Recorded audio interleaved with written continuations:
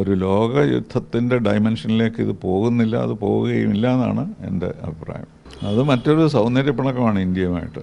കാരണം രണ്ട് കാര്യങ്ങളുണ്ടായത്. കാരണം ട്രംപ് നമ്മുടെ കൂടെ തന്നെ നിൽക്കുകയായിരുന്നു. അപ്പോൾ ആ സ്പിരിറ്റിലാണ് അദ്ദേഹം പറഞ്ഞത് ഞാനാണ് യുദ്ധം നിർത്തിയതെന്നുള്ളത്.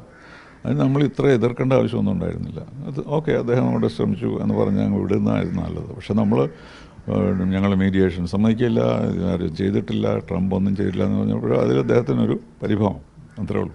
വേറൊരു യുദ്ധമൊന്നും നടത്താൻ കഴിയാത്ത മനുഷ്യൻ ഒരെണ്ണമെങ്കിലും നിർത്തിക്കോട്ടെ എന്ന് പറഞ്ഞ് നമ്മളങ്ങ് സമാധാനിക്കേണ്ടതായിരുന്നു എന്ന് എനിക്ക് തോന്നുന്നത്. പക്ഷേ നമ്മൾ വളരെ ഓപ്പണായിട്ട് ഇത് അതുപോലെ നമ്മുടെ സ്പെഷ്യൽ എൻവോയ് അമേരിക്കയിൽ പോയി വാഷിങ്ടണിൽ ഇരുന്നുകൊണ്ടാണ് അദ്ദേഹം പറഞ്ഞത് ഈ പ്രസിഡന്റിന് ബോധമില്ലാന്ന്.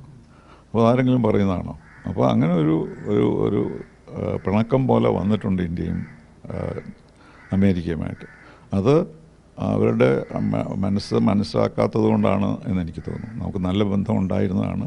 അത് തകർക്കേണ്ട ആവശ്യം ഇതുകൊണ്ട് മാത്രം ആകേണ്ടതില്ലായിരുന്നു എന്ന് എനിക്ക് തോന്നുന്നു. ഇല്ല, അത് ആക്രമണം തുടങ്ങിക്കഴിഞ്ഞല്ലോ. അവർ ഇസ്രായേലിനെ ആക്രമിച്ചു കഴിഞ്ഞു. ഇപ്പോൾ കഴിഞ്ഞ മണിക്കൂറുകളിൽ അവർ ആക്രമിച്ചു. വലിയ അപകടം ഉണ്ടെന്നാണ് വിശ്വസിക്കുന്നത്. പക്ഷേ അതിന് മുന്നോട്ട് പോകാൻ ഇനി ആരാണ് അതിനകത്ത് ഇൻവോൾവ് ആകുക? ആരും ഇൻവോൾവ് ആകാൻ സാധ്യതയില്ല. അപ്പോൾ ഞാൻ പറഞ്ഞത് ലോകത്തിനൊരു consensus Iran nuclear weapon state ആകണ്ട എന്നാണ്. അപ്പോൾ അതുകൊണ്ട് അതിനുവേണ്ടി യുദ്ധം ചെയ്യാനോ അതിനുവേണ്ടി അമേരിക്കയെ എതിർക്കാനോ ഒന്നും ആരും ഉണ്ടാകുമെന്ന് എനിക്ക് തോന്നുന്നില്ല.